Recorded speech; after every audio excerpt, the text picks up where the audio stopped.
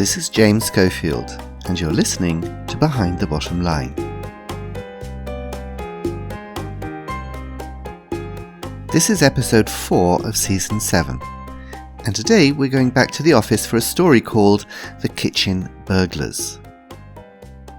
Most of us have hardly seen an office for the last 2 years, but this will serve as a reminder about what strange places they really are.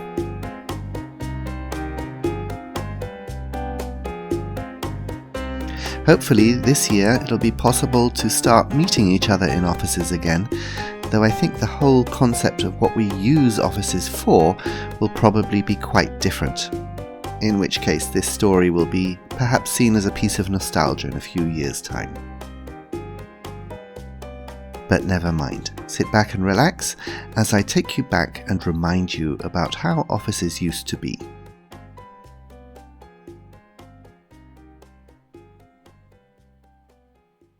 Right, said Terry, as William and I opened some beers. Here's the plan. He turned off the lights so we could see his PowerPoint presentation clearly. This is the 3rd floor of the building. Outside, the fire escapes are on the north and south sides. Inside, the conference rooms are on the right and the accountancy department is on the left. And directly opposite the lift is our target. We nodded. Now, there are cameras everywhere, so normally it's impossible to get in or out of the building unseen. We nodded again. But at 8:30 a.m. this Saturday, the electricity will be turned off for 20 minutes while new computer equipment is installed on the 10th floor. In that 20 minutes, we are going to get in, steal the target, and get out down the south side fire escape. On Monday morning, the accountants will find everything gone and nothing to connect it with us. Terry, I asked, why don't we just take whatever is inside the target? Speed, Kevin, speed. It's quicker to take everything. Terry, said William, you are a criminal mastermind. Who else would think of stealing the accountancy department's fridge? Now you probably think stealing a fridge belonging to an accountancy department is a strange thing to do, especially when I also tell you that we work in the same company. But we are from the advertising department on the 5th floor, and for the last 6 months we have been at war with the accountants on the 3rd floor. It started when William wanted to borrow a packet of coffee, and they refused. Well, he just took one from their kitchen when nobody was looking. Unfortunately, typical accountants, they noticed it was gone, and the next day somebody put salt in our sugar. A week later we mixed chili powder in their secretary's fruit tea, and so it continued. One time I found a plate of chocolate muffins in their kitchen, and I took a bite out of each one. Another time they cooked some very old fish in our microwave. Of course, when senior management noticed these activities, they told us to stop. But it was so much fun that after about a week we started again. Anyway, on Friday, William and I hid in our office. We knew old Charlie, the security officer, wouldn't leave his television set by the ground floor main entrance, and waited. Then next morning at 8:30 we went quietly down the fire escape to the 3rd floor, past the cameras and into their kitchen. By 8:40 we were carrying the fridge down to the street where Terry was waiting to drive us back to his flat. Very nice, said Terry, when we found champagne, smoked salmon and caviar inside it. They certainly look after themselves in accountancy. We ate and drank everything and went home very cheerful. But on Monday, when I got into work, I found Terry and William were not at all cheerful. In fact, they looked quite ill. "What's up?" I asked. "The fridge has gone," said William. "I know," I said. "We took it."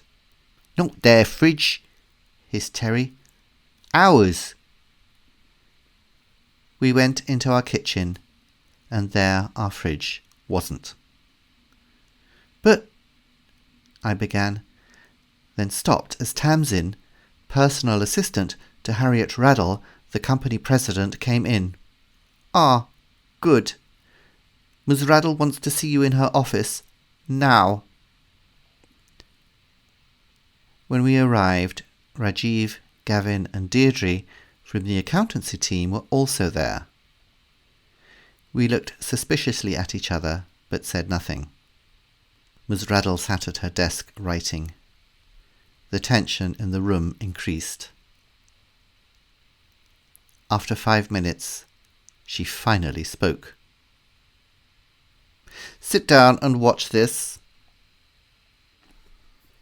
With a remote control, she turned on a large TV monitor. The screen had 2 windows, and in both of them a familiar scene was playing. "Luckily the electrical shutdown planned for Saturday was cancelled," said Ms. Raddle. "So the cameras filmed the advertising department stealing the fridge from the 3rd floor and the accountancy department stealing the fridge from the 5th floor. Now, unless you have a good explanation, I'm going to the police." We all looked at the floor. Finally, Terry spoke. "It was, just a joke, Miss Raddle. We thought the cameras were off and we wanted to play a little joke on the accountancy department. You don't need to go to the police." Ms. Raddle looked at Rajiv. "Yeah," he mumbled, "a joke on the advertising department." She looked at us thoughtfully. "I see. Well, if you want to keep your jobs, I have 3 requirements. 1, I want the fridges back. 2, no more jokes." She paused, and I relaxed. We weren't in too much trouble. 3, both fridges must contain the smoked salmon, caviar and champagne. We all looked at her in horror. "Oh yes," she said.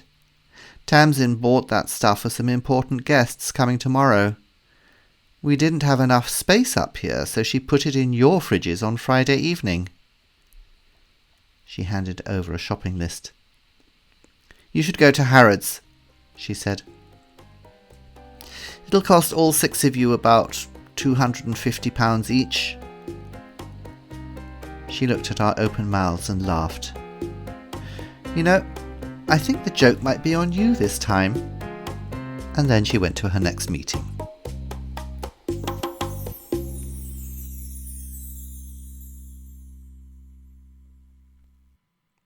The Kitchen Burglars was written for Business Spotlight and originally had a different name. It was called The Great Kitchen War. And offices are odd places. There are all sorts of strange dynamics there. And that's what I wanted to explore in this story.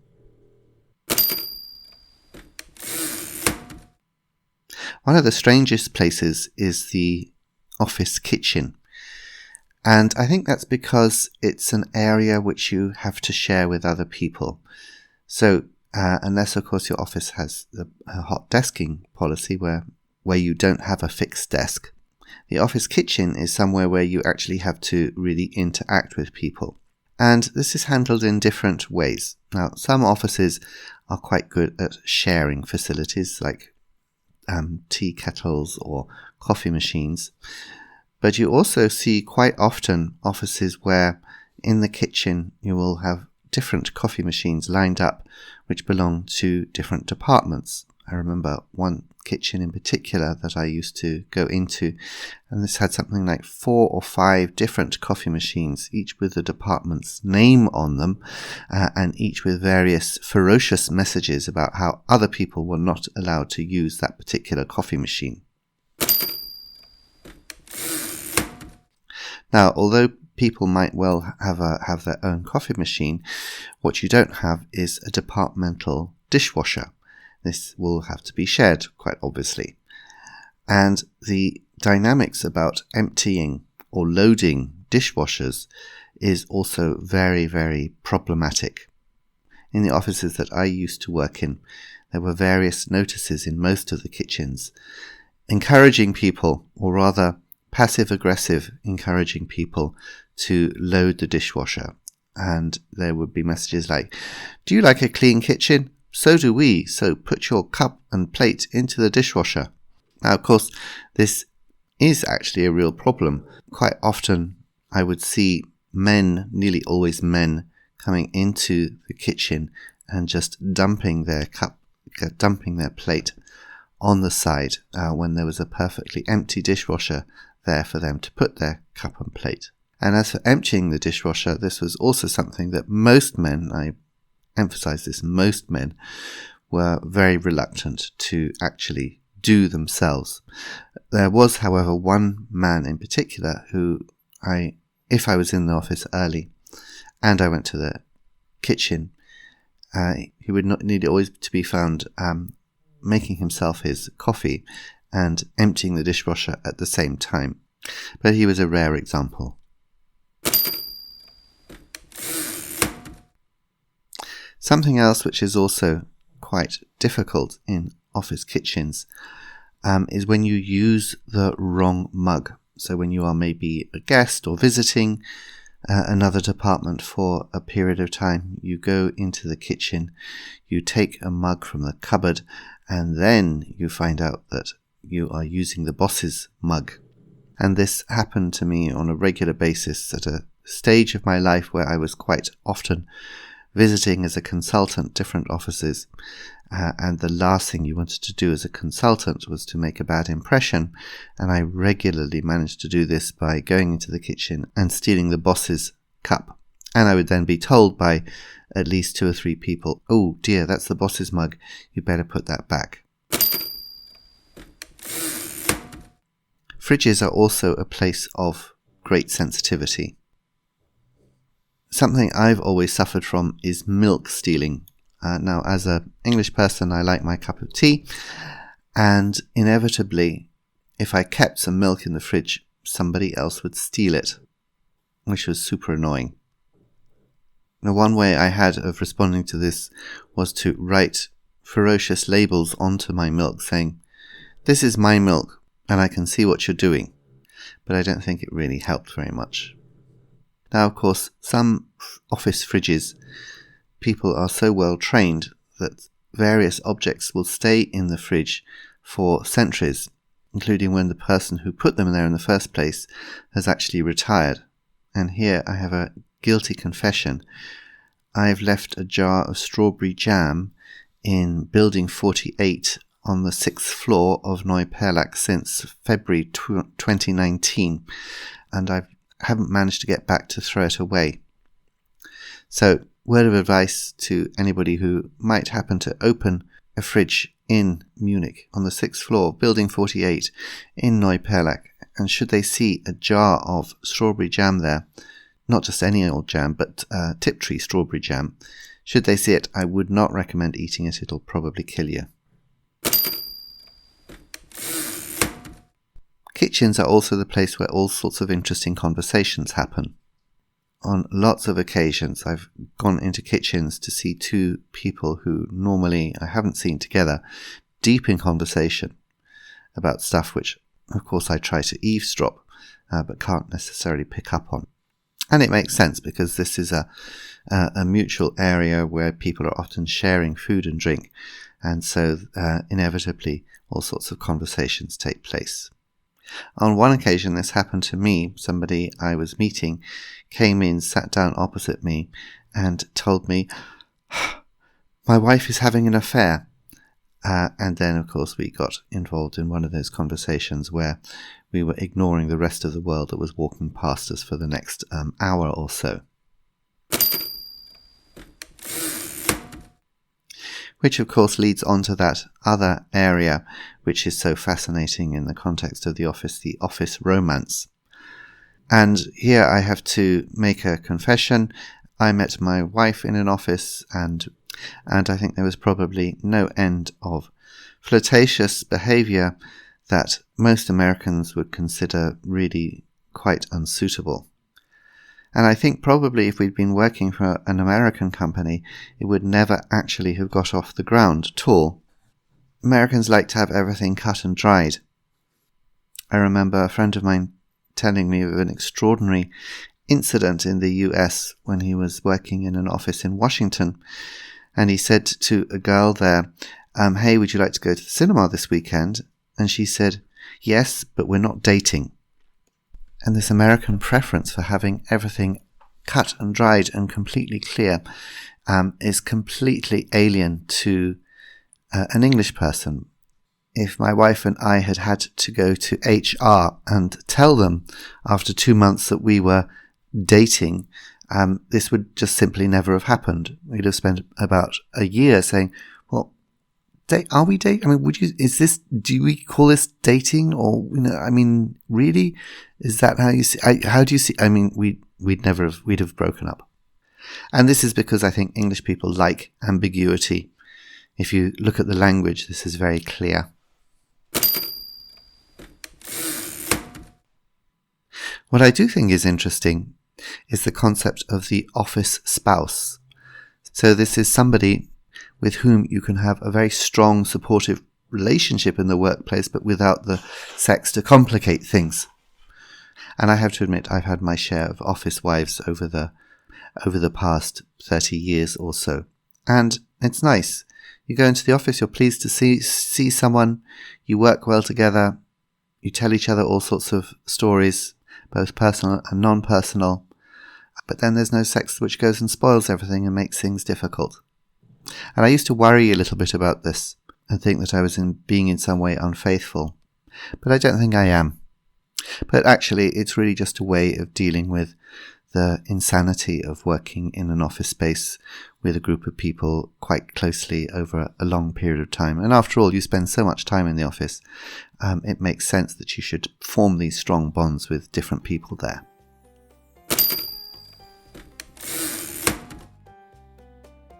So I hope you enjoyed this week's episode. Remember, if you visit my website, behindthebottomline.com, or if you have Spotify and Apple Podcasts, you can give me a review or give my stories a rating. And that would be very, very helpful for spreading the word about Behind the Bottom Line. And remember, you can read each of this season's stories on my website.